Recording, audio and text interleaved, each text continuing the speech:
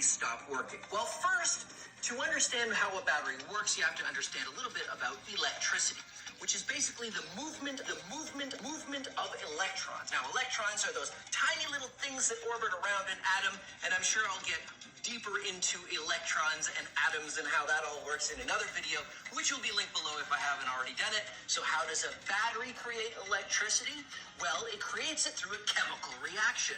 Let's say we've got two chemicals. This one is manganese oxide, and this one is zinc. Now, when they touch, when they interact chemically, lots of stuff happens. Electrons move around. They move around quite a bit during this reaction. And here's what happens as they react. They react, and eventually it finishes. See, there you go. I have created green plasticine instead of blue or yellow. They have combined into this one, and when it finally becomes this color, it basically stops. There's nothing left to do. No matter how much more I mix it, it will completely stay green, right? So think of it that way in terms of the chemical reaction. Eventually, it'll stop moving electrons around. So let's create a battery and see how it works. First, we need to start with our manganese oxide. Okay, brush it yourself. And then zinc. There we go. Now, let's make a battery. What we need is a copper rod, and that's sort of what we start with. There we go. A zinc top.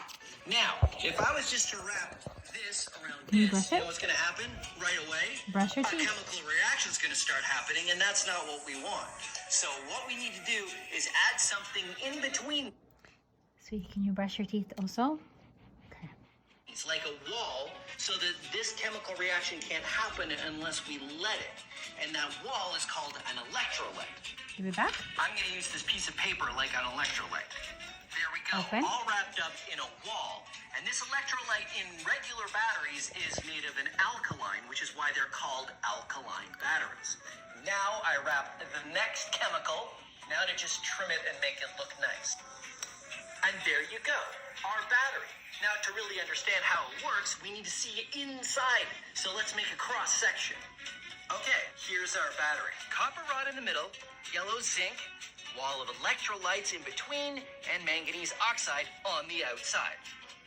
Now these little guys are electrons, and remember they have a negative charge. Now the zinc is full of electrons, which gives it a really big negative charge.